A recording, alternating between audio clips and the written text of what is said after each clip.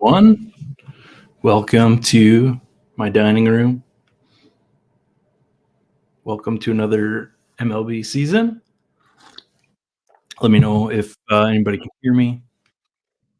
If I got to mess with my volume or anything like that, let me know. All right, here we are. Like I said, we're in my dining room. I got a new chair. I'm no longer sitting on a dining room chair this year. Thank you to my wife for my Christmas present. Yeah, we're here to look at some MLB best ball. Underdog has been nice enough to give us a contest much earlier this year, which is excellent. Um, and it sounds like we should have data from last year rolling in pretty soon. Uh, and I know some people are going to do some analysis on that. But tonight, we are just going to do a base level draft here. We'll be doing some more of these as the season goes on. I'll have some people join me, I'll have some guests, all that good stuff. Um, if you'd like to come on, reach out. Pretty much an open invitation to anybody. Let's come hang out and talk baseball. I'll talk baseball to anybody. So, what have we got here?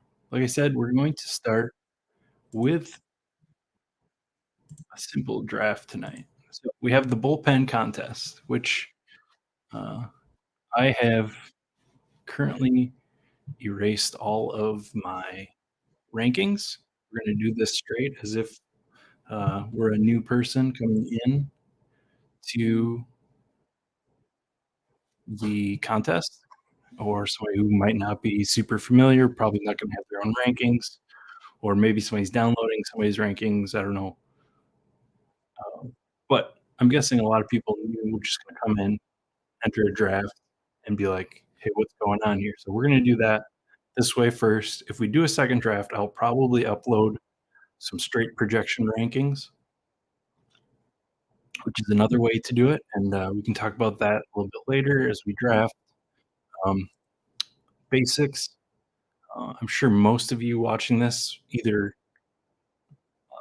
well, I won't assume, but many of you watching this probably have done some NFL best ball, or you're crazy like me and you're already doing these MLB contests. But for those of you who aren't, the way that this tournament works is you draft a team with your pod of 12 people, draft size 12, and each round you try to move on to the next round. So, um, your first group is actually the top 3 entries at the end of round 1 go on to the round 2, then 2, and then 1, and so on. So, the important thing to note here is when the rounds are.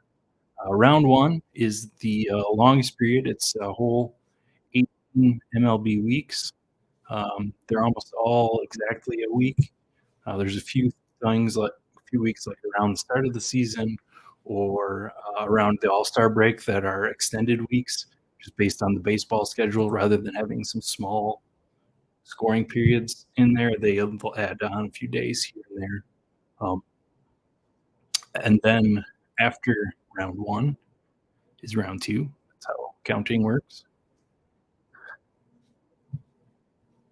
Uh, And round 2 is then 2 one-week periods. So in this case, you are not it's just like, the other week periods, you're scoring separately different weeks, but in this case, it's only 2 weeks. So you score 1 week by itself, and then the next week gets added to the first week, and the winner of that moves on, and so on, and then prize pool on this thing is not bad for just this early contest, 10K to first. Uh, after we draft tonight, there will be a second place 5,000. A little blurry. That could be. Um,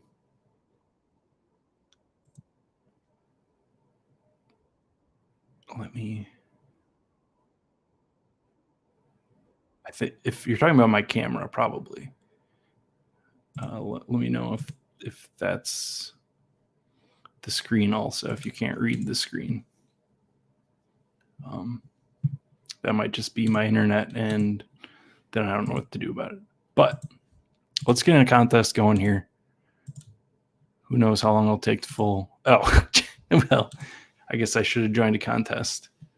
We're waiting for 11 people. So while we wait, that's annoying. Maybe we won't get to 2 drafts. So if you're here, come draft with us.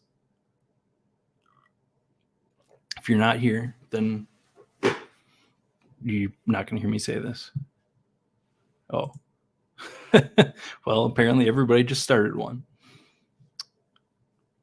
Well, that'd give me a chance to talk through some more of the rules, which is fine.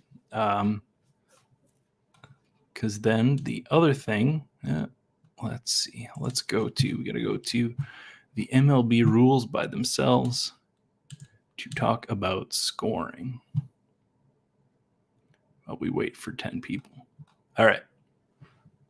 Let's see. This is the daily contest scoring, best ball scoring. All right. So each draft is 20 rounds, and each week you score 3 pitchers, 3 infielders, 3 outfielders, and 1 flex position. The flex position is filled by an infielder or an outfielder, but not a pitcher. So these are the only things you need to fill each week, and then you have a bench of 10 players. I'm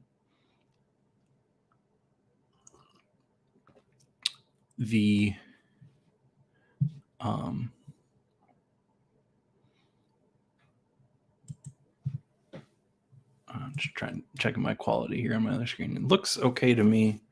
I don't know. I'll close down some other stuff running on my computer if it's me doing that. But so I was saying the bench can be made up of any amount of players of any position. So the pitchers have a few scoring categories. A win is worth 5 points. A quality start is 5 points. A strikeout is 3. An inning pitched is 3. And an earned run is -3. So some quick things that stand out that you might notice here. This is, if you're used to daily fantasy salary cap stuff, this is more similar to FanDuel scoring than DraftKings scoring. If you're coming from those areas, you might have kind of an idea about how the pitchers are different on those 2 sites. So in this case, it matches FanDuel in that the only negative category that anyone can score is pitcher, and that is an earned run. All right, so it must be just you. They're crystal clear for him. So that's excellent.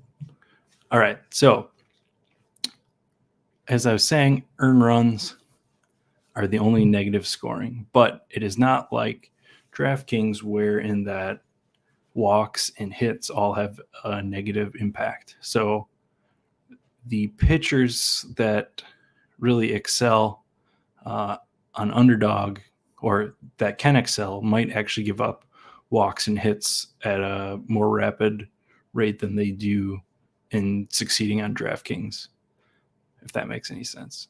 The other thing you'll notice with pitchers is that a win and a quality start are only worth 2 points more than a strikeout and an inning pitched. And as you probably know, the pitchers can only get 1 win and 1 quality start per game, but they can get multiple strikeouts and multiple innings pitched per game. So this leads us down the path of really valuing pitchers that rack up strikeouts and innings pitched. So really, the name of the game is volume for pitching and hitting. We'll get to that. But that's really important to know as you go into this for different pitcher types that you might want to target. Some guys you might think are really, really bad in that they might give up 4 runs a game, but they're still on a bad team and they have no reason to take these guys out. So they still could pitch 5-6 innings on a bad team, even if they're giving up runs. So those guys are still racking up points in the strikeouts and inning pitch as the season goes on. So some boring pitchers that have volume and low strikeout rates are kind of interesting to get later on because they're just going to get innings pitched. Maybe there's a couple of weeks out of the year that you have a couple of your big time starters. They're injured, maybe they overlap. So sometimes it's good just to have a guy that is on a bad team, and as long as he's not hurt, he's going to pitch. It's hard to know exactly where wins and quality starts come from, but in the terms of wins, you can give a little bump to guys on better teams. But like I said, the wins don't really correlate to the whole long first scoring period.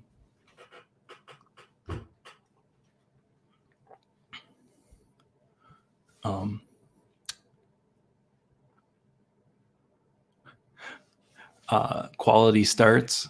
I appreciate you. You drove across state lines, but really I know you just drove across straight lines so you could enter your own slow drafts. But I appreciate you saying this. But I know you're just trying to get your slow drafts in until you have to go back home. All right. So I think that's about all I have to say about pitching scoring to start. We are still waiting for 9 people. So we'll go on to hitter scoring. Yeah, I definitely don't think we're going to get to 2 drafts tonight, but that is just fine.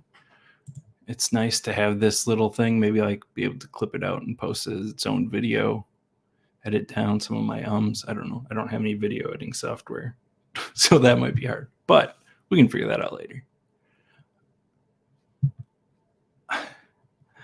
All right, so scoring for hitters.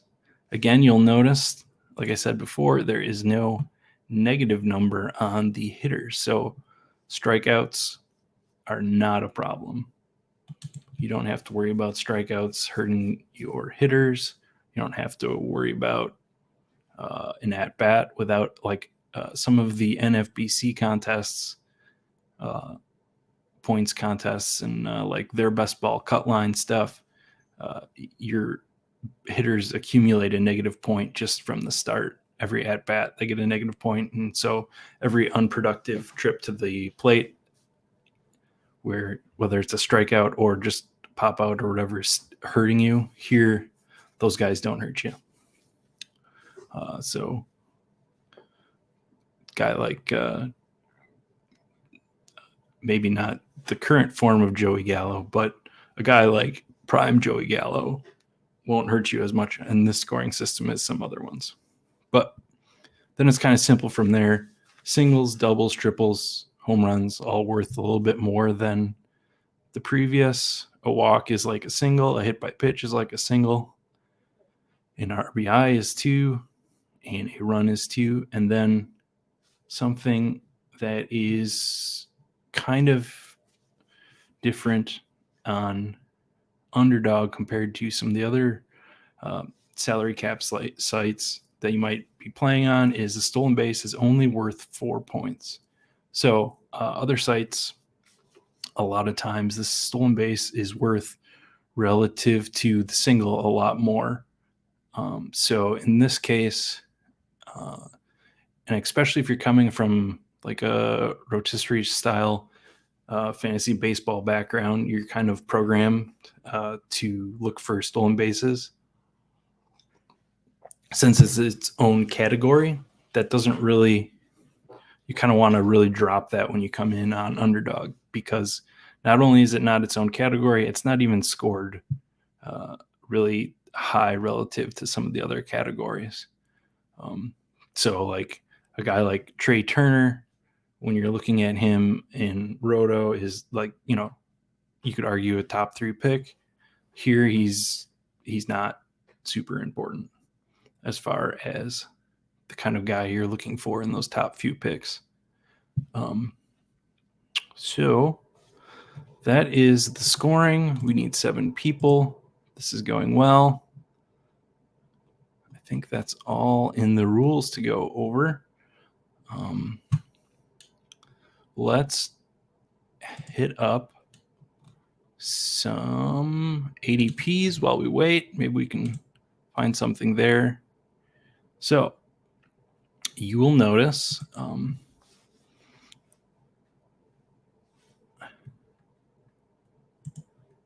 thank you, Joka.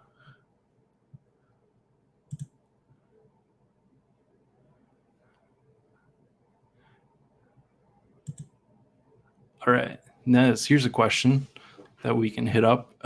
Biggest standouts on BatX. So I am a certified Derek Carty fanboy when it comes to baseball projections.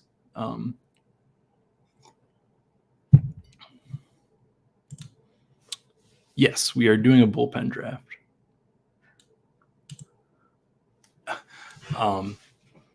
So I do not have, I cleared out my rankings right here, which I had set just straight from the projections from the BatX and the Bat.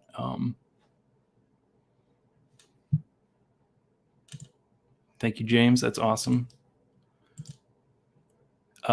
I don't think if you're just starting and learning the format, you want to just throw out ADP to start. Oh, you don't have to turn it off. That's all right. I'm drafting enough of these that I don't really care what happens in this one. You can hang out. I'd rather that happen.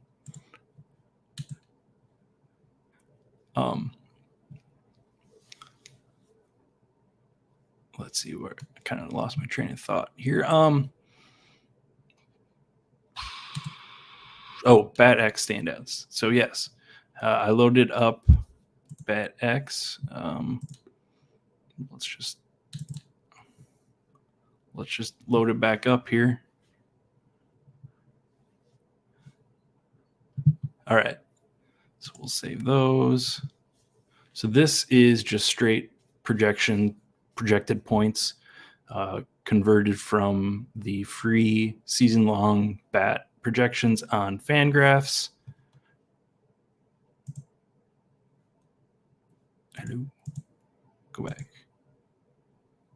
Did that save? There it is.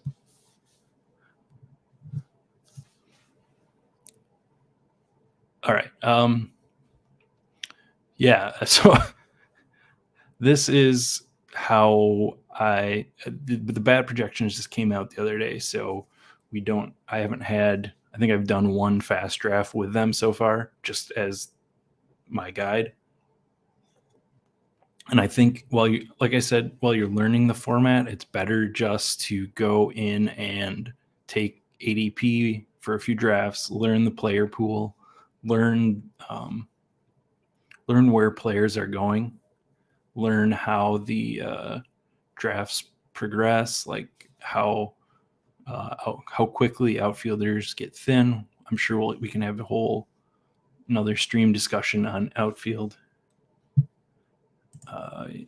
Yeah, I will say that doing here Taylor Ward, once I uploaded these rankings and I was going into the slow draft side active, Taylor Ward definitely was standing out. The other one you'll see right here, if the ADP is here and the rankings are here, you'll notice that Mike Trout has quite a big jump over some people. Kyle Tucker's got a little boost. Freddie's got a pretty big boost. Yeah, here's another important thing. The first run of projections that Carty put out for the bat is not including the rule changes. So the shift rule change, it does not include the base size change. He's still working through that. So definitely, I would never recommend just blindly following the bat at all. You want to know what's going on, but even more so now, there's going to be some changes coming down the line. Julio, the biggest fade from round one. That's as we go through and you hang out and draft with me, you will learn that I hate young kids. I'm exaggerating, but a lot of times you'll find me. This is probably a remnant of my love of the bat projections, but you'll find me being on the pessimistic side of rookies, prospects, even sometimes second year guys. I think if you want to have fun, you want to draft Julio Rodriguez, though. There's absolutely no reason. If you want to draft him and you want to cheer for him this year, just take him in the first round. And so this is a little more advanced I wanted to get into, but the way that the first round goes is quite not quite. It's somewhat different than if you're used to NFL Bestball. Most of these guys at the first round or two even are kind of locked into a role, right? So they're going to bat. Vlad's, no matter how much he slumps at the beginning of the season, he's not going to lose playing time, right? There's not going to be another guy at first base. Shout out Brandon Belt, that takes over for him. They're going to keep him going. So it's really hard outside of injury to really take a first round pick that totally kills your lineup and doesn't give you a chance. Now, if one of these guys really like takes off and has an Aaron Judge like season behind Aaron Judge, like Jordan, like you're going to be behind the 8 ball if you have somebody else other than Jordan, but you're not going to have a player that just totally tanks your lineup to the bottom. Yes. Last year I had like 40% Brandon Belt because I had a problem and it became a meme and I couldn't stop taking him in the last round. And that was really dumb, but now he's here. He's on Toronto and he's probably going to hit really well and I'm not going to have any, but so it goes. So the other bat standout that might surprise some, might surprise all. When I came in, I uploaded the rankings, like I said, and I started doing some of my slow drafts that were going on. There's one name that was at the top of like every draft when I would load it up. So I'll give you guys a little bit. These drafts were usually like 2/3 or longer, or 2/3 or more done. So I'll just take a minute here, see if anybody has any guess what the one name was that was at the top of like all of my rankings once they uploaded in the middle of all my slow drafts. I'll give you a hint. It is an infielder.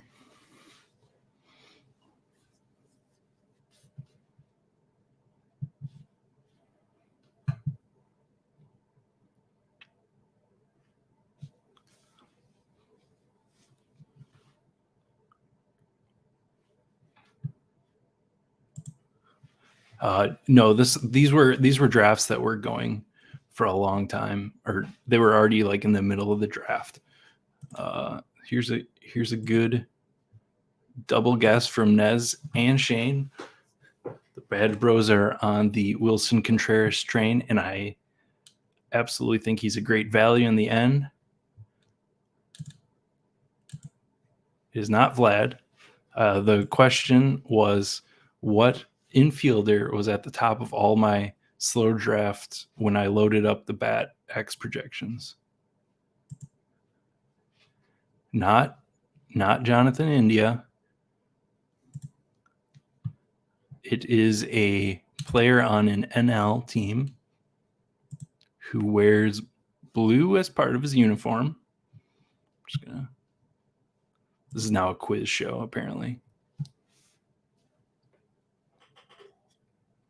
We have reached the right team. No, this is past the Will Smith.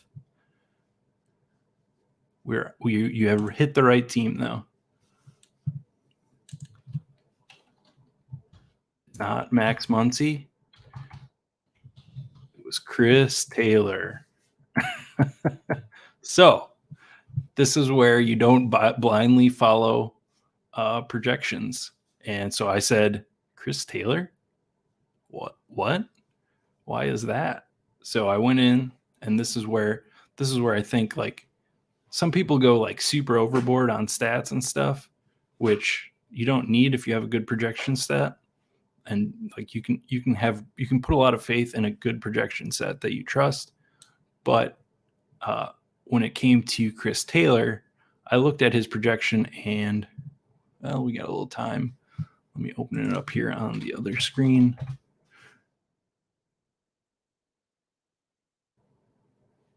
I guess I am logged in.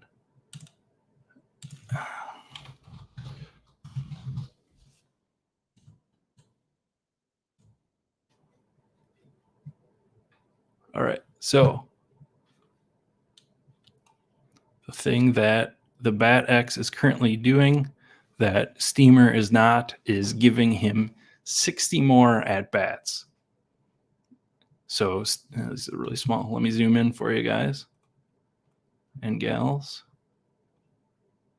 So yeah, Steamer, which original ADP was set based on Steamer projections, he is projected for 540 at bats, and currently in the BatX, he is projected for 600 at bats. So this is where the volume thing comes in. For hitters as well as pitchers, the innings pitched and plate appearances that are projected in a system really have a big impact on how they're going to project in your rankings if you're just using straight projection rankings. So I've taken some of him now where I wasn't taking any, because if he does hit this, and the BatX is a little bit higher on his WRC plus than some of the other systems here, Steamer and Fangraphs depth charts. But so he gets a little boost to that. But that's the reason why you want to know what's happening in your projections. You're not just straight following them. All right, we have started. I can stop vamping, which is excellent. I do have rankings not loaded, which is good, which is what we wanted to do. Actually, let's make sure we clear these, because we want to pretend like we are someone just coming into this. We have the fourth pick. Nez is in here. James is in here. Numi's in here. The CLT Go Blue is here. Thanks for joining, everybody. Joka, Chip, friends and family draft, as they like to say. All right. So this is a interesting position. As we go into the draft season, the conversation's already around outfielders, and you'll notice that outfielders are just like the top picks right now, and that's because the position is just mathematically thin. Judge goes first like normal, so there's a lot less outfielders in the player pool, just like if you count them, than infielders. So just by that alone, not even taking into account the projections of those players, you end up with the outfield falling off pretty fast. So like, you don't want to go into a draft really with a set strategy in mind. I think that's less true about this format than like NFL, because the player pool is just a lot bigger. The viable player range is a lot bigger. We are going to go off the board and actually go with the Bat X, who's projecting Mike Trout for just a full season, and they have him behind Judge. So we're going to do that. I also like Jordan a ton here, but I also have him a ton. So like I said, we're going to come in here like we haven't drafted at all and immediately throw that out by drafting like we've drafted before. So it goes. I don't think you can go wrong, like I said, with any of these picks. But we have our anchor outfielder now, which is a really good feeling to have. The way these go, you can usually get an outfielder. Basically, there's a drop off after Kyle Schwarber to Brian Reynolds in terms of ADPs. I think actually Brian Reynolds belongs higher up. Shout out Nez. James, I must have sniped him. He took Ohtani. Kelly 23 takes Vlad, which, like I said, you want to have an anchor outfield, but you also can't go wrong taking Vlad. All right, we got a question here from Matt. How do you think the ADP will shift if the roster requirements were 4 infielder and 3 outfielder instead of 3 and 3 with the flex? So I think that you would definitely see a lot more viable infielders in the first round, and that probably would match. It would line up a little more with like some of the roto stuff. Some of the infielders would I think they would bounce up. Like, I don't know that you would see Mookie, like you'd see J Ram up, you would see maybe Freddie up. Fernando Tatis could be a first rounder very easily if he's healthy when he comes back. So yeah, I think that would definitely help. And I've seen already some people frustrated with just the thinness of outfield and how you have to morph your strategy around outfield so much. Maybe, they do the first few drafts and it just doesn't feel good because their outfield looks bad. But the feedback that I had personally when it came to going from last year into this year was that as frustrating as the outfield thing was before then, is now, I kind of wanted to have like a baseline. So previous to, or 2 seasons ago, it was a 18 round draft, and in that case, it went from 18 rounds to 20 rounds the previous year. They added the flex, and we sort of were in this state of, well, this is what I think based on the previous season, but now I don't really know what to talk about. I don't know how to make content and start telling people how to draft and teaching people, because the format was different. Like, everything you said, you kind of had to caveat. So my feedback when they were looking for feedback going into this season was that it'd be really nice to have at least another season where the rules didn't change, so we could sit and discuss it and come up with some ideas and just kind of grow the game a little bit more before we went changing it. All right, so here I think I want to build a balanced build just for this draft. I don't want to do anything weird with outfield. So we have our anchor outfield, and we are going to we're just going to be boring here and take the guy right on the top. We're going to take Austin Riley. I don't like. Oh, I missed my pick. All right, but in that case, comparing Austin Riley to Rafael Devers, Manny Machado, Bo Bichette, like any of these infielders that we want to build this sort of balanced start.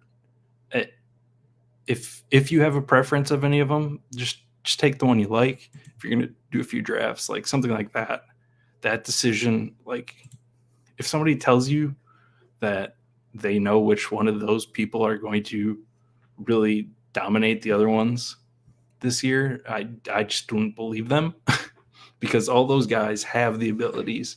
You're not looking for specific categories in your build. You're just looking for points, and all those guys can put up points. So decisions like that, I don't necessarily get like super married to,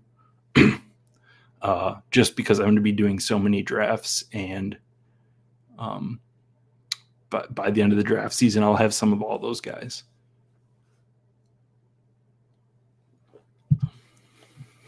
But I do think that this is a viable option for the future and make things a little bit better. Except Bo Bichette. He was a big fade last year. All right, so here we go. We are going to keep in our balance theme. We're going to pick up our first pitcher. We got a lot of these ace pitchers going off the board. Garrett Cole is usually the first one to go. Corbin Burns after him. And then Sandy, DeGrom, nothing crazy with those guys. We're going to take Carlos Rodon, who, if, you know, he has the ability to be number one pitcher on the year. Like, there's no, I mean, he's got some spotty health issues in the past, but it seems like he's gotten over them. It could always crop up, but he's just showed too much, and he could easily do it. And so in that pick, it's a question of I also would have taken Aaron Nola there, no problem. Max Scherzer, Dylan Cease. Some of these guys are pretty much interchangeable, just sort of like the infielder decision before. I know it's not really exciting to say, but I just want to get exposure to all of those sorts of guys. Aaron Nola is kind of like a really great guy because you'll notice here he's pitched well. This is like crazy. Nobody pitches this much back-to-back years. So like he's really got that workhorse sort of. He's not like a crazy strikeout guy or anything like that, but he's perfectly fine for the volume that he usually pitches, and he's allowed to pitch into when even bad starts. He's allowed to pitch deep into the games. Yeah, this is probably about Rodon. He's like the third best projected SP if he gets his full amount of innings. Yeah, moving from a generally, although a little bit, it's been shifting in San Francisco. They've done some things to the park to change like how the wind affects the ball, but generally, as San Francisco is still more of a pitcher's park than New York. Plus, who can't cheer for Rodon getting cut by the White Sox, saying, like, I mean, they kind of rightfully cut him based on his performance and health and stuff, and then working back and just dominating. That's just fun to cheer for. So let's take a look here while we wait. This is really, I kind of thought this would get a little bit crazier with the people that I know here are drafting. I thought outfielder might be a little bit bumped up even more based on the people that are drafting that kind of know how outfield is situated. But this is a pretty even start for most people, or for most draft boards.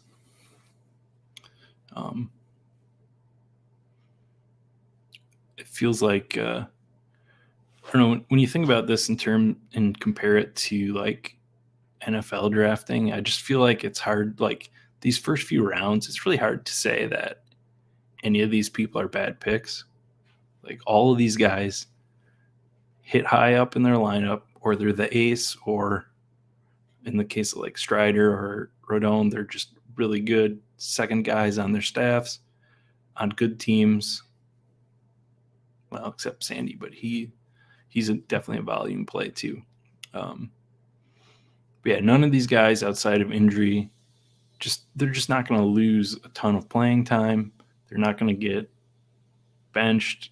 They're just going to play. So they might struggle at certain points of the season, but all right. So we are looking here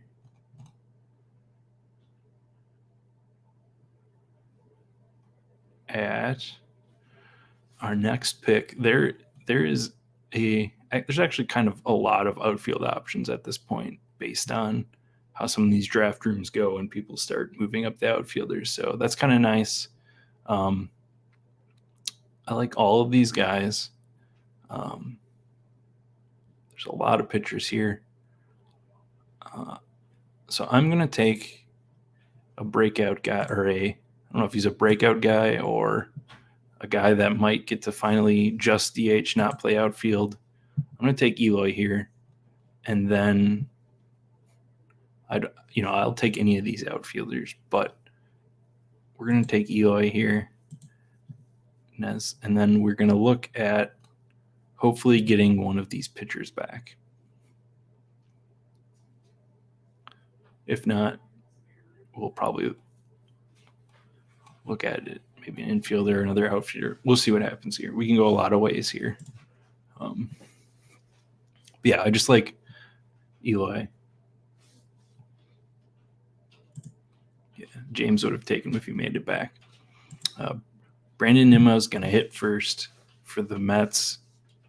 Intense lineup. He's going to actually Lindor's here too.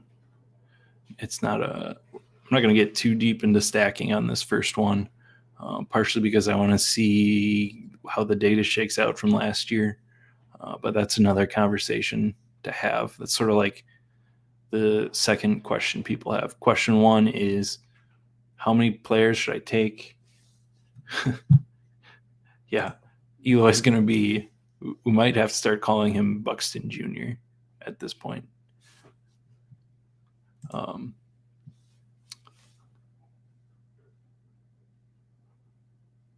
Forget where I was going before, but Yelich is gone. He's not a superstar anymore, but he's going pretty late in the draft and here again, he's a guy, he's not going to get bumped down in the order. As long as he's healthy, he's going to hit, or he's going to be in the lineup. All right, so we didn't get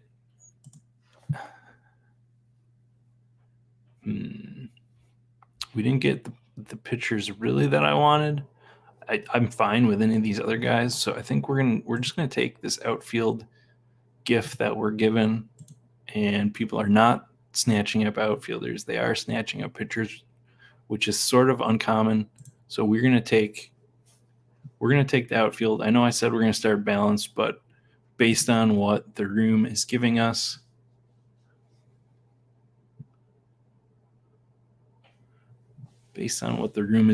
we are going to take the outfielder. Like I said, Nimmo is going to bat first in that pretty great lineup. So he's not a crazy. I'm sorry. I wasn't saying that it's a bad. Yeah, okay. I was saying that Buxton Jr. is a bad thing, but. So yeah, Nimmo is not a crazy, awesome, sexy pick because he's not a guy that hits a ton of home runs. He's not a flashy hitter, but he is a guy that gets on base, and he has a guy that, pending health, is going to hit first and just get a bunch of at-bats. And he fills our third outfield spot. We'll see how this goes. Where if we end up with, I don't think this is a 5 outfield build. We're going to still keep it fairly balanced, but this isn't going to be a lineup that we're trying to fill out a bunch of random outfielders at the end trying to hit on like one of them.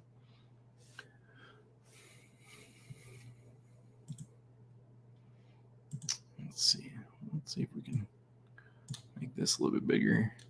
Maybe see see a little bit more of the board.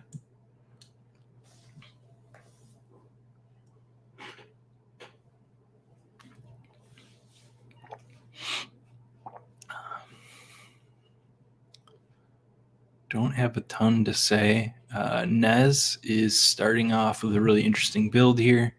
He has got 2 outfielders, including his Pirates guy, Brian Reynolds, which then he followed up with 3 ace pitchers. This is a really interesting idea to do, especially if you take Jacob deGrom as your first pitcher. You have 2 guys that have the ability to eat a ton of innings behind him. So if he has like a small IL stint, which is the question always on Jacob deGrom, is how much is he going to start? He's only started so many games in the last however many seasons, all those things that you hear about him. But you can back him up really well because he scores so well on a per game basis. Pending like a huge injury, you can really back him up with taking a few of these guys right behind him. And this sets him up to potentially do like a 6 pitcher build if he wants, even 5 if he wants to get a little crazy. Yeah, that's the build that really just jumps out. All right, we are on the clock.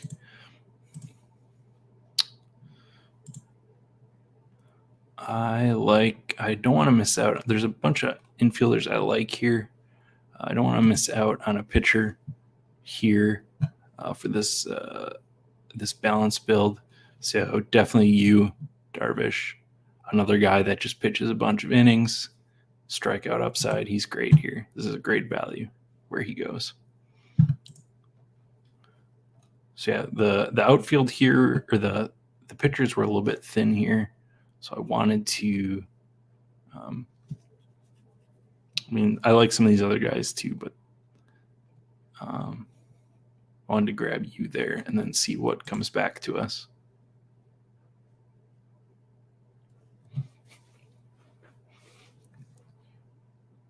What was this?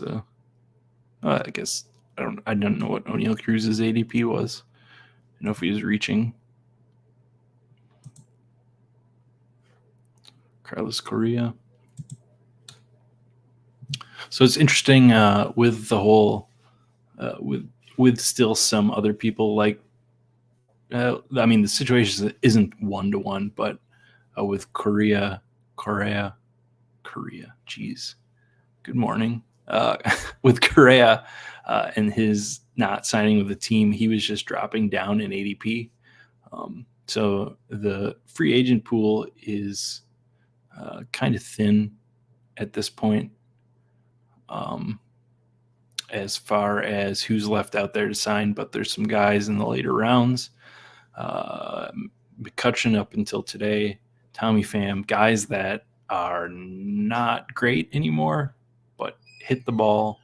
And if, their ADP is going to go up if if Tommy Pham signs back with the Reds for some reason, like he did for 1 year previous, he's going to shoot up like, oh, Tommy Pham in Great American Ballpark.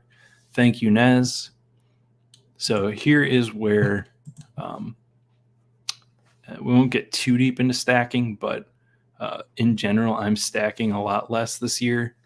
But when it comes to players on good teams that hit near each other in the lineup, and I have no problem breaking tiebreakers. There's a lot of outfielders here too, but I have no problem breaking tiebreakers by making a mini stack of guys that hit next to each other. So if Atlanta goes out there and scores a tons of runs this year, they're both going to be involved. They might not peak on the same weeks. They might not, when we stack players in daily contests, right? We're trying to get that correlation, that per slate correlations. But when you're scoring over the course of the week, that correlation number goes away. So when you're adding up scores over the season, it goes away even more. So when it comes to stacking, I think last year I just stacked too big of stacks, but I have no problem taking guys together like Riley and Albies.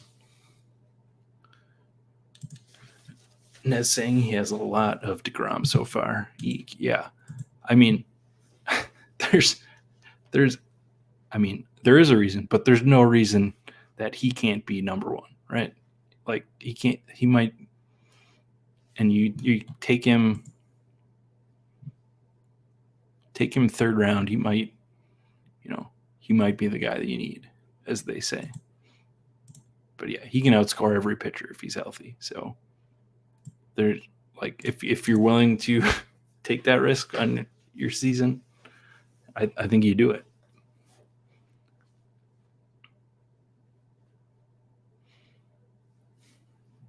Have we got anything exciting so far? Let me pull up that popped out board.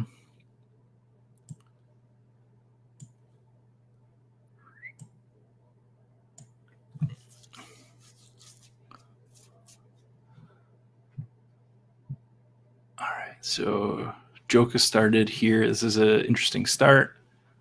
Call it out here. He took his ace in the second round, and he took a little Houston stack plus Jose with Jose Ramirez. He's got like a super solid infield foundation that now he can take 4 shots on these mid-tier outfielders and hope that one of them, hits more so than some of these other guys that were taken earlier. So this build probably lends itself to this Jose Altuve Bregman probably lends itself to a smaller amount of infielders because he has such solid guys there. And then he can take some shots on outfielders here. He could take them out some later. Yeah, this was the other thing that you can do with DeGrom, like Nez is saying here. He took these guys, like I was saying here, or you can try and backfill later and just take 4 or 5 guys later and just say that these guys are going to make up for those times that DeGrom might be out. I think that's the way you can handle it too. I agree with that. All right, we're almost on the clock.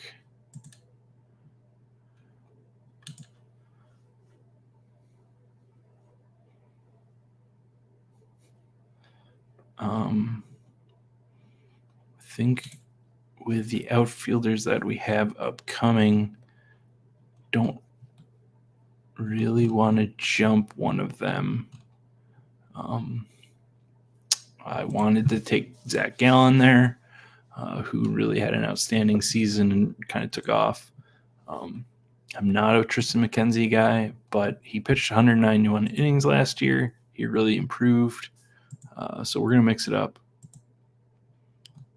We're going to take Tristan McKenzie, who was Go Blues guy last year.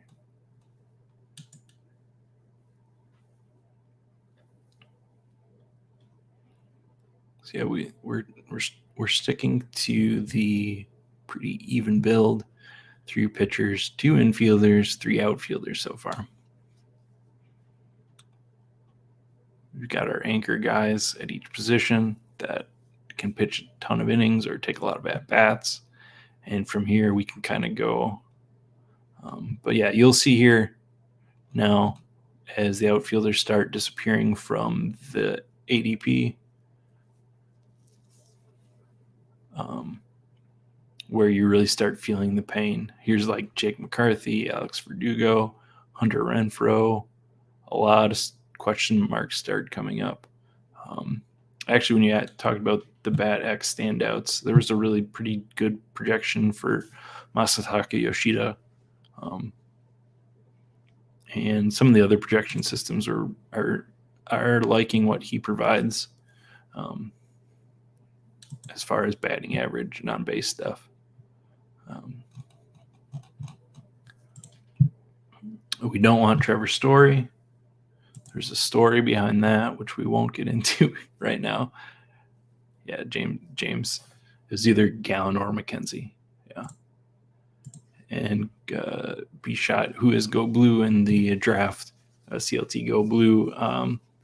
His two guys from last year were Tristan McKenzie and Framber Valdez, and now he has almost zero because they were such good values before. All right, here we go. We are going to take, I think in general, I'm a little bit more down on the Baltimore offense than the field. So yeah, I like Walker. I like Lowe and Crone here. This is a really nice pocket of infielders. Which sometimes if you're doing like a heavy infielder early or a thin infielder build, then you're kind of skipping over this period. And I really like Walker, Lowe, and Crone as far as guys that can hit a lot of home runs in like 1 week periods. It's really weird paying for Nathaniel Lowe here because he was a lot cheaper last year, but he really broke out. And he should bat clean up there in Texas, and hopefully that team comes a little bit together. Yeah. James also likes Crone. The Rockies are really bad.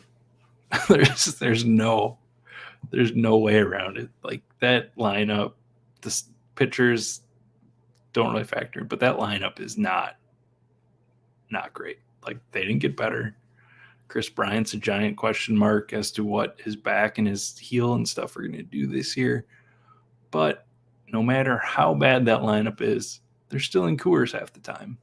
And the way that the MLB schedule works is that teams tend to stay home for like week-long stretches. So you are capturing week-long stretches on certain weeks of Coors, which if you're talking about daily fantasy, you're going to boost those guys up. No matter how bad they are, no matter who they're facing for pitchers, they're going to get a boost. So half the weeks out of the scoring period, they are going to have a boost. Their ADP might seem weird if you think about the whole season, but for those week-long chunks, they have the potential to really smash and get you a good score for the week. So,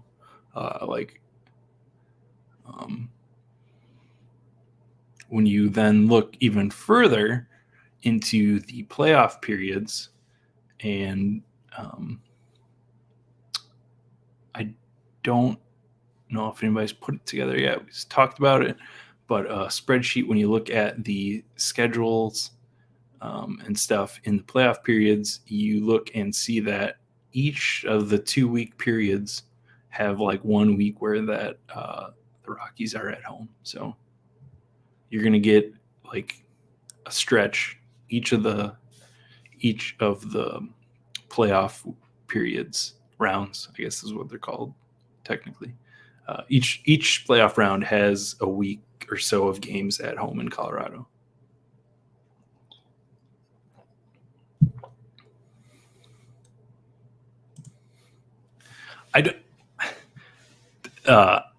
Definitely, I don't hate stacks of Cardinals. Like they have the ability to score runs. All right, we are on the clock. We are going to take a pitcher here, maybe my most owned pitcher, a guy who I do not understand why he never gets any love. Has the ability to pitch 100, 200, 180, 200 innings. He's number 3, probably in the rotation, but he's got a good lineup behind him. He's just in general, I think, underrated.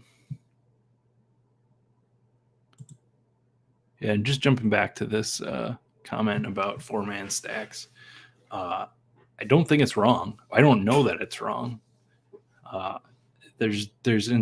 there's entirely a chance that we're overcorrecting for results from last year. Doesn't even know St. Louis's Week 17 schedule. Yeah, I know I was talking about Coors and playoff weeks, but I think I don't know. We don't need to get into the Week 17 thing, but yeah, I don't know I don't think they have a Coors period in the playoffs.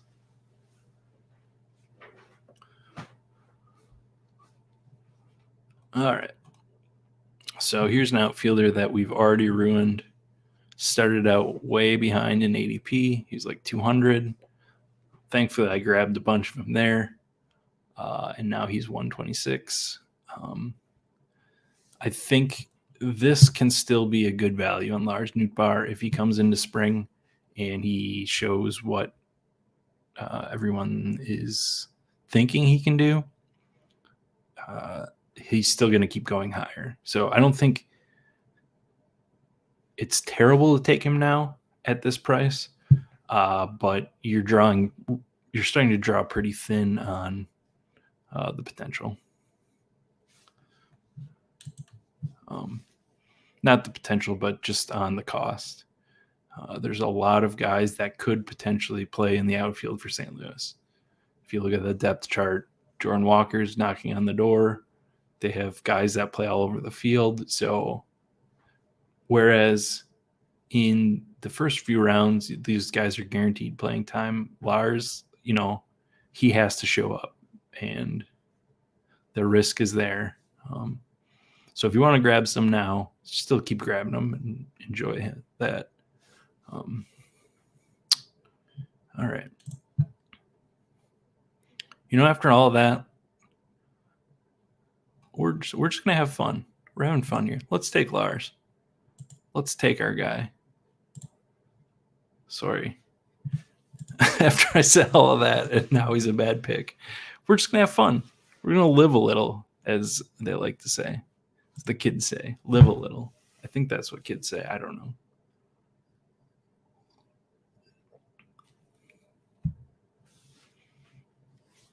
We're just going to take him and enjoy it. We backed it up with 3 guys that are going to, for sure,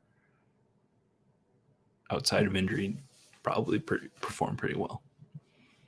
So we're going to take it, have some fun with Lars. Senga's an interesting guy here just because there's so many question marks on exactly how he's going to adapt to the U.S. from Japan. But scouting reports are good on his stuff, and he's got good velocity, but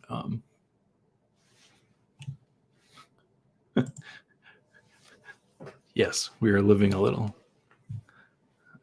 I don't know how to engagement farm, but if that's what it is, maybe I can start adding more hashtags to what I say. But no, Senga is coming over from Japan, and for people that don't really exactly know what that entails, this is an interesting start with those guys. But when they come over, it is a different ball. I know we've talked a lot recently about the MLB and how they keep changing balls, but the Japanese ball is pre-tacked, so it's got sticky stuff already on it. That's a whole nother conversation, I guess, sticky stuff. But it's stickier to begin with out of the bag. It's not rubbed with mud. But so it's a different ball in that case. It's slightly smaller, I think. I forget which one's bigger or smaller, but it's a slightly different size. It's stickier, and some pitchers come over and have a little bit of a slip issue because it's not as sticky, but he's definitely got some interesting stuff coming in. And I'm not like a super expert on stuff. That's one of those things that I just read what other people that I trust are saying. That's the thing with baseball, is just like how deep you can get into it. You don't need to get that super deep to play this format. of fantasy, which I think is pretty cool because it accompanies like just different ranges of people that want to play fantasy baseball, who are scared of the crazy season long stuff, or someone that does football and is like, hey, when I was a kid, I loved baseball too. Played baseball. I want to get back. I want to draft a team and watch it as the year goes on. But even if you don't dive into all that stuff, there are people that are experts that a lot of people that claim to be experts, but a lot of people that are actual experts also. So there's some selection there that you have to do. This is a really great pick of Tim Anderson dropping down that late. So actually let's actually that's a great thing to look at here. Maybe we'll get there right after our pick. We'll look at what Numi's doing here in this draft and how that Tim Anderson pick fell into his lap based on his earlier picks.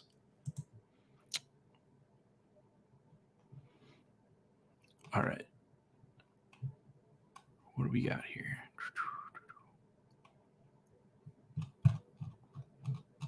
We are going to take a picture here.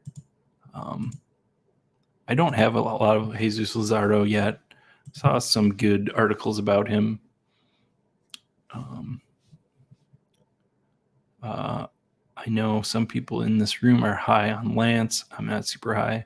I've already taken a lot of Freddie, so I'm going to take Jesus Luzardo there and enjoy that. Yeah. It's calling out here the Chicago White Sox stacks look better in the Bad Axe. I think in general, because those guys hit the ball so hard. Sometimes that the Bad X takes into those StatCast hard hit stuff a lot more than some other systems, such that they're going to pop a little bit higher in there. So let's say what I wanted to say about what Numi did here. So what he did is he got his anchor outfielder with Jordan. Great pick. He took Tatis as an infielder to anchor. And then from there, he hit pitcher very hard. Filled in his guy Buxton. He took a Pena, and then he filled in some more outfielders. So by sort of ignoring this infield position until late, he was able to really grab a good value on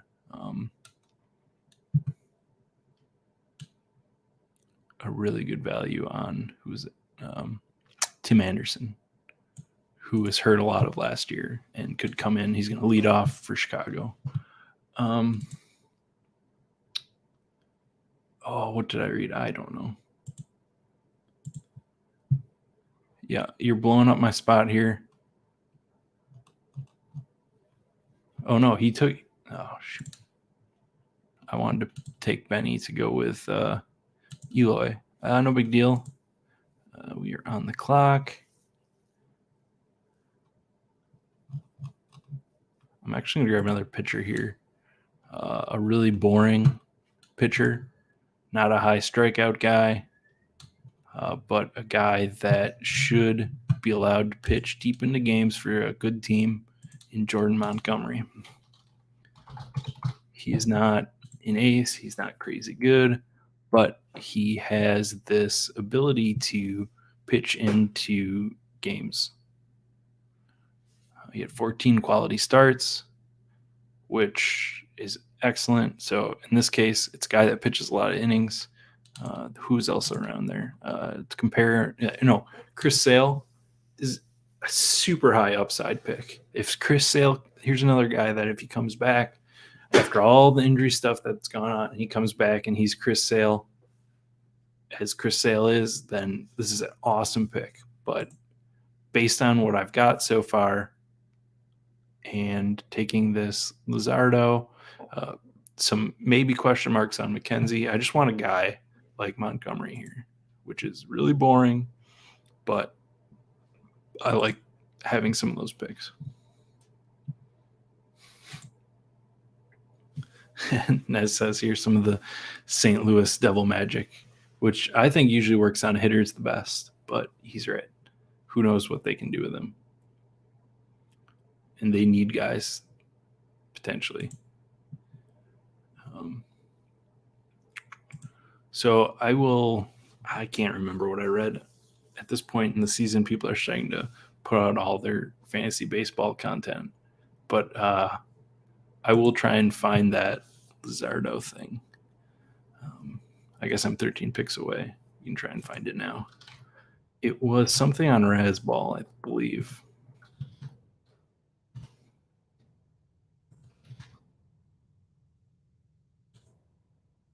Sleeper article on Razzball. So yeah, not to get too deep in the weeds here, but it was this article here I was reading.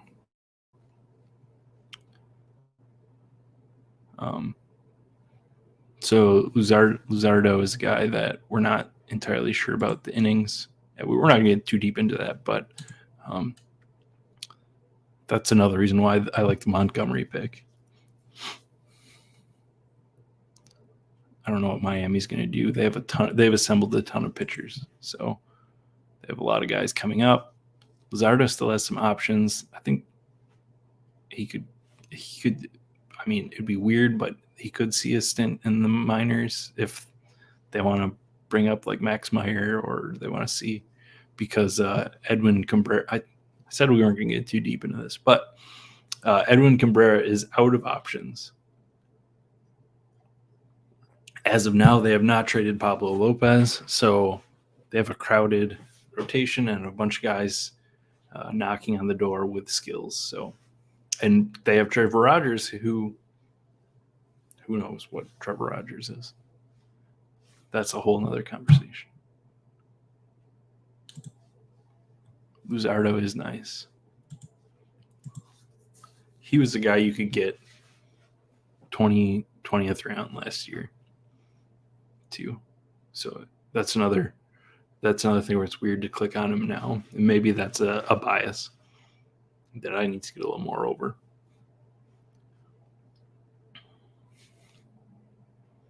All right, so at this point we have 6 pitchers.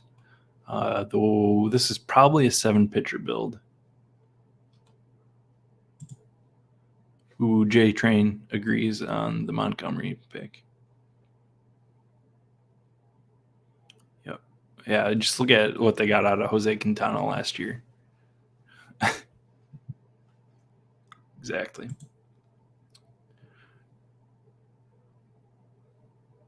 Yeah. It's definitely Twitter thread season from fantasy analysts. So it's easy to get all of this lost and hard to process all the information sometimes. His peripherals looked good. Okay. All right, so we're going to turn off the pitcher button here. This is probably a 7-pitcher build, maybe a 6, but we don't need to grab one now.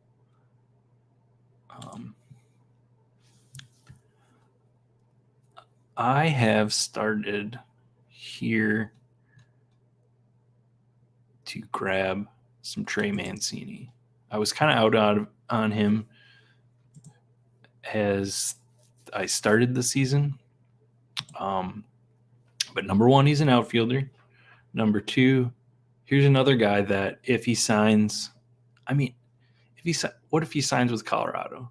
Or, depending on where he signs, he could have playing time.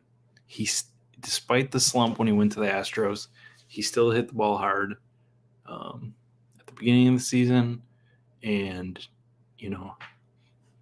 there's a chance his ADP goes up. So I want to grab him now while it's not. This is interesting. His team is in error right now. He is not on Houston. He is unsigned.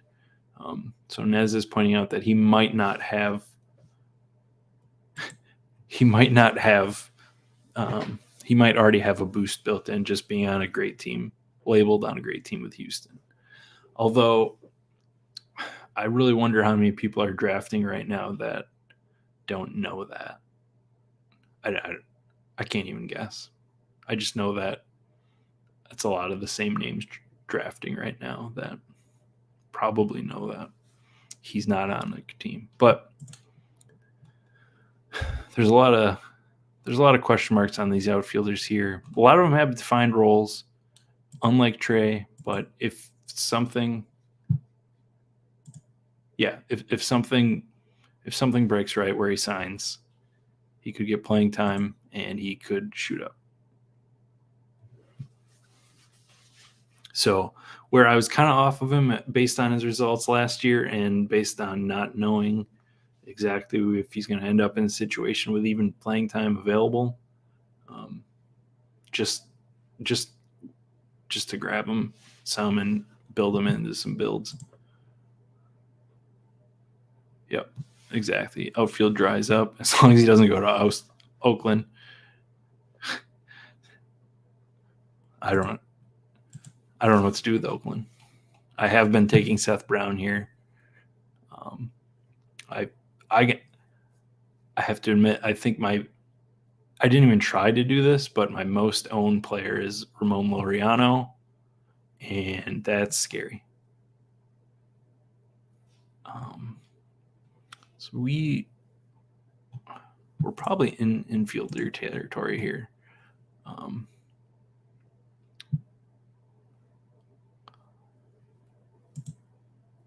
I'm going to go with Jorge Polanco here, who is coming off. He's 2 years removed, or he's in 2021. Shoot, went away while I was trying to stumble over my words.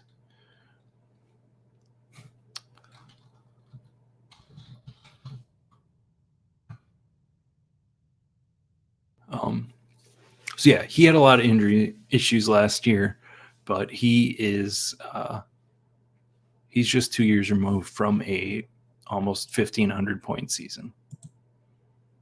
Ooh, Gregory Polanco. No, just kidding. Which, when you look at these guys like Glaber, Yandy, that's more of an injury issue. But Ahmad Rosario, like, these guys don't have that in their profile like Polanco does.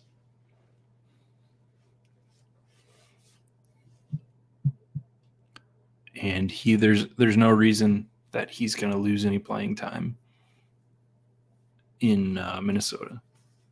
He should bat second, third. I don't know. I haven't really internalized that lineup since Correa was added. Yeah, Minnesota lineup is going to be somewhat sneaky good if they can stay healthy. Yeah. A huge ask. We're not going to talk too much about that. Yeah, Laureano's big numbers in the Bat X. Can't be a Cardi fanboy without him. This was, since the bat came out just the other day, I was doing this on my own. So I'm glad it supports me, but I don't want him to be my most owned outfielder, which he currently is. Yeah, and the other thing about the Minnesota lineup is there's some really good late round value on it. If you're looking for infielders late, you can kind of get an interesting two-man combo of Polanco Arraez or Polanco Miranda, Arraez and Miranda. You know, you can grab two of those guys that are potentially going to bat first, second, third in that lineup. I think that's what it'd probably be. Arraez, Polanco, Miranda, Buxton. I think that's what it would be, but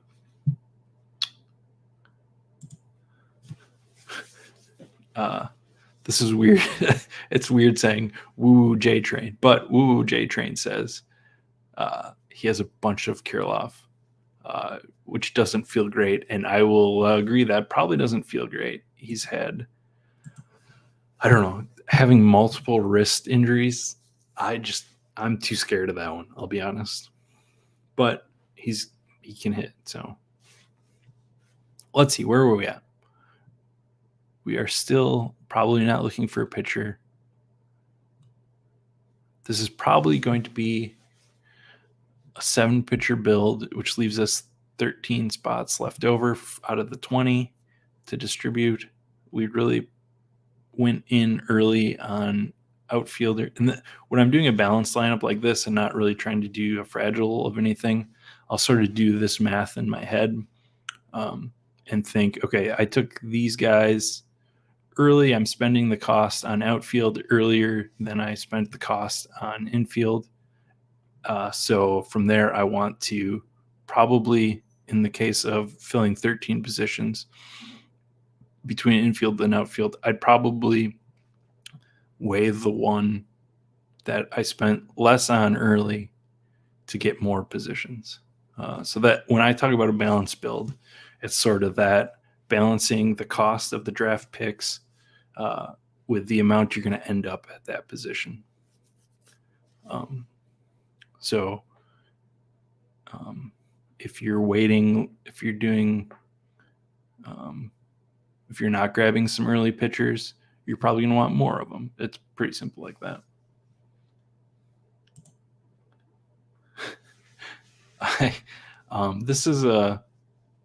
This is another person that I'm just not. I can't do it. I hate the rookies. I hate prospects. I'm so worried about how much they're going to let him pitch. Like I said, kind of mentioned earlier, I think I'm down on the Orioles offense a lot more than I feel like they overproduced last year. All right, I got to get a pick here, and then I got to, let's see. Sorry, I got distracted here. We're going to take probably our last outfielder in a really boring Michael Brantley.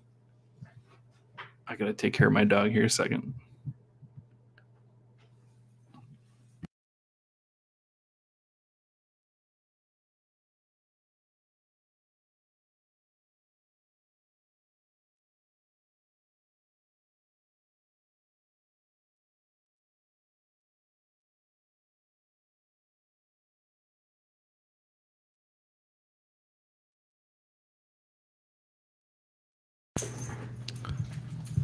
So my dog had a growth removed from her leg today, so she's moving slow. Are you? Oh, yeah. All right, I gotta disappear for a second here.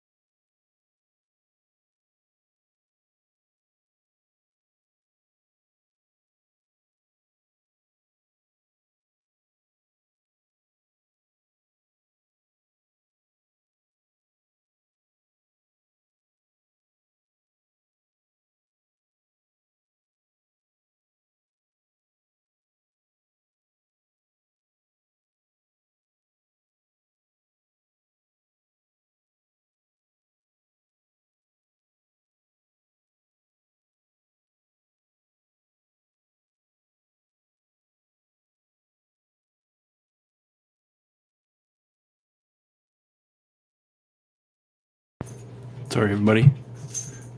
Dog has to go out.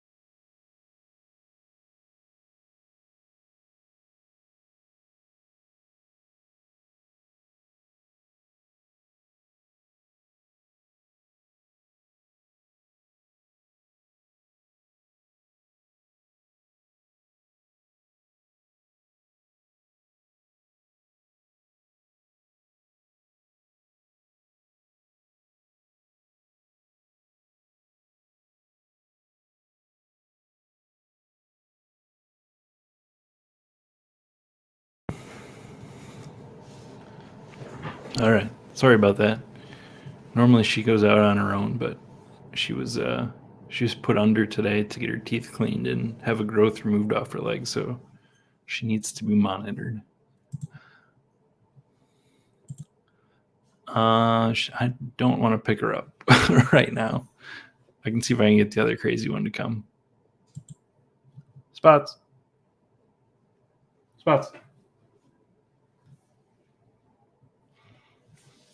Sorry. She's not coming currently.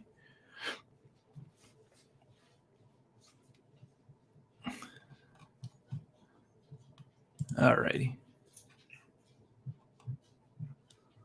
We have 3 picks left. This is where we really fill out our last few picks. I took that Michael Brantley sort of there and Arise in the dogged period. And so our outfield's pretty close. I'm going to stop at 6. I'm going to pick up a couple infielders for 7 infielders and 1 more pitcher. Spots.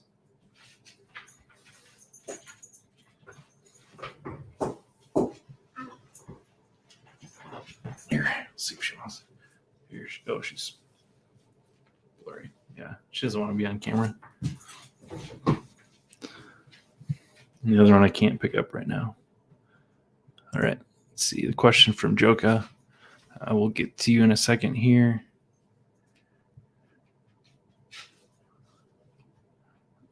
As we make our pick here, I'll come right back to this.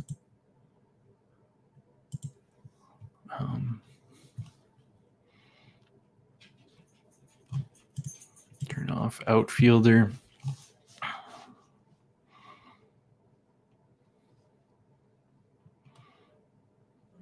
We are going to go with build a really small Chicago stack here and fill in with a wild card in Moncada, who again is coming off a season where he was injured, but he's also coming off previously a 1,300-point season.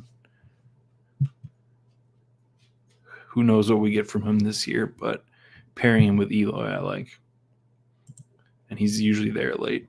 All right, so the question was, when you take a top pitcher like Cole and then punt pitching, is it usually a 7 or 8-man pitcher build? I would assume less is better. Yeah, so if you're going to take Cole, who is usually the top guy off the board, you're taking him. Some people will take him in the first round. He's usually second round right now. So you're spending a really high capital on him. So yeah, I would definitely assume if you're spending your first or second pick on a pitcher, I would build my lineup such that that guy is going to be healthy all year. He's going to score for me all year.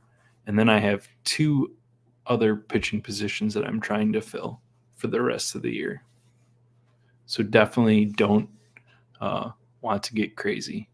I definitely don't. Even if you wait, I don't think you want to take 8. 6 or 7 is probably a lot better. Probably, maybe even you can go with 6. I don't know if it's not really a firm answer, but when you're spending that early, you don't want to go 8. I can say that firmly. All right, so we are looking for an infielder and a pitcher left. We're going to take my favorite last round pick, who also this season could lose playing time to Brandon Belt, who's my previous last round pick last year, but Alejandro Kirk is excellent hitter. All right. I'm sure you can find plenty of Kirk hype online and articles and all that. All right, so we're looking for a pitcher to round off our 7-man staff. Yeah, exactly. Belt said he's feeling good. his latest knee operation is feeling good. But yeah, who knows how many games he plays. All right. So I need to go deal with the dog here. We're 15 picks away. I'm gonna have to pop off here. She looks like she needs to go find a comfy bed to sleep in and need some help. So I'm gonna head out here. Thank you everybody for joining. I don't know who my last pick is gonna be. Yeah, Belt is in the best shape of the season already, but of his life season. Yeah, whatever. All right, I gotta go. Thank you everyone for joining me. We'll do this again. We'll get some guests. I love you all. Bye.